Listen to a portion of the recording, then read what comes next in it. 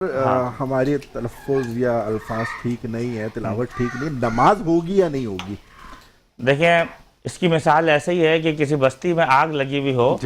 دیکھیں سیکھنے کی، اگر کوئی سیکھنے کی نیت کرے، بلکہ اس ایگزامپل کو لے لیں، اگر کوئی سیکھنے کی نیت کرے گا، اس کو سیکھتا رہے گا تو سیکھنے کے مراحل میں وہ مسئلہ قابل قبول ہوگا. لیکن اگر کوئی سیکھنا نہیں چاہے گا، باوجود وہ اپنے زبان سے اس کی ادائیگی غلط طریقے سے کرے گا، تو وہ نماز قابل قبول نہیں ہوگی. اس کو صحیح کرنا ضروری ہوگا. لیکن بعض علماء کرام اس کی مثال ایسے دیتے ہیں کہ بھائی اللہ چاہے، کیونکہ ایک مثال ہی بھی ہے کہ اللہ چاہے تو قبول کر لے، اللہ چاہے تو تم نے پوری زندگی ایسی گزار دیا کہ تم نے اللہ کو پکارا ٹھیک نہیں، لیکن وہ رب چاہے تو معاف کر دے، وہ رب چاہے تو پکڑ لے. لیکن یہ ضروری ہے کہ دنیا کے تمام فنون کے ساتھ ہمیں قرآن کا علم صحیح سے سیکھنا چاہیے، کیونکہ ہم اکثر الفاظ کو ہم غلط ادا کر رہے ہوتے ہیں، تو اس کو سیکھیں. اچھا اس میں ایک مسئلہ اور بھی ہے، مجہول پڑھیں یا معروف پڑھیں، اس میں مسئلہ نہیں ہے. الحمدللہ رب العالمین پڑھیں، مسئلہ نہیں ہے.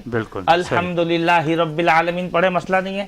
لیکن الحمد ہاں کو ادا صحیح نہ کرنا، ادائیگی درست ہونی چاہیے. بہت بہت خوبصورت انداز میں نوجوانوں کی اصلاح کر رہے تھے حافظ محمد ارشد رفیق صاحب.